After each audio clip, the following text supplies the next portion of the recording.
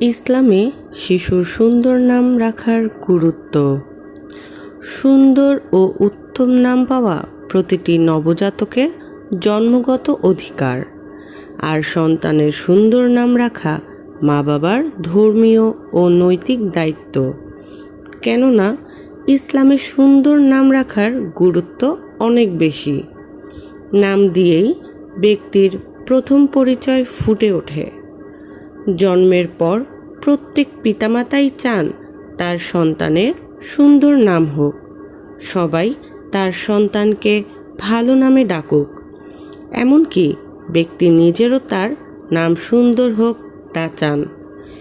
একজন মুসলিমের সর্বোত্তম নাম কি হবে, কোন ধরনের নাম প্রশংসনীয়, কোন ধরনের নাম বৈধ বা অপছন্দনীয়, ইসলাম এ ব্যাপারে সুস্পষ্ট দিক নির্দেশনা দিয়েছে। আর এই নাম রাখার ব্যাপারে ইসলামে অত্যধিক গুরুত্বারোপ করা হয়েছে।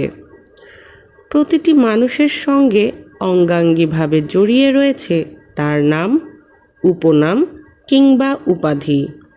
নাম রাখার ব্যাপারে হযরত রাসূলুল্লাহ সাল্লাল্লাহু আলাইহি সাল্লাম বলেন, শিশুর জন্মের ৭ম দিন নবজাতকের উত্তম ও সুন্দর অর্থবোধক নাম রাখার নির্দেশ দিয়েছেন।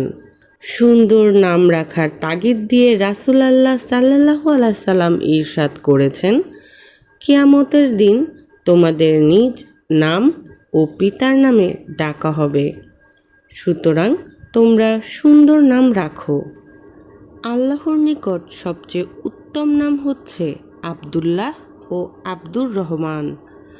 সহিহ মুসলিমে বর্ণিত হয়েছে, রাসূলুল্লাহ সাল্লাল্লাহু আলাইহি ওয়াসাল্লাম বলেছেন, তোমাদের নামসমূহের মধ্যে আল্লাহর নিকট সবচেয়ে প্রিয় হচ্ছে আব্দুল্লাহ অর্থ আল্লাহর বান্দা ও আব্দুর রহমান অর্থ রহমানের বান্দা। এ নামদ্বয় আল্লাহর নিকট প্রিয় হওয়ার কারণ হলো এ নামদ্বয়ে আল্লাহর দাসত্বের স্বীকৃতি রয়েছে। তাছাড়া আল্লাহর সবচেয়ে সুন্দর দুটি নাম এ নামদ্বয়ের সাথে সম্বন্ধিত আছে। একই কারণে আল্লাহর অন্যান্য নামের সাথে আরবি আব্দ অর্থ বান্দা বা দাস শব্দটিকে সম্বন্ধিত করে নাম রাখাও উত্তম। এছাড়াও নবী রাসূলদের নামে নাম রাখা উত্তম। প্রিয় নবী সাল্লাল্লাহু আলাইহি সাল্লামের দুটি নাম রয়েছে, মুহাম্মদ ও আহমদ। এছাড়া অন্য নবীদের নাম রাখা যায়, তবে রাসূলুল্লাহ সাল্লাল্লাহু আলাইহি সাল্লামের উপনাম আবুল কাসেম অন্যদের জন্য রাখা নিষিদ্ধ।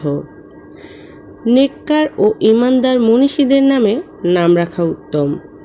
সাহাবী, তাবেঈন ও তাবেঈন সহ মুসলিম মনীষীদের নামে নাম রাখা যায়। এগুলো ছাড়াও ইসলাম সুন্দর ও অর্থবোধক নাম রাখার অনুমতি দিয়েছে।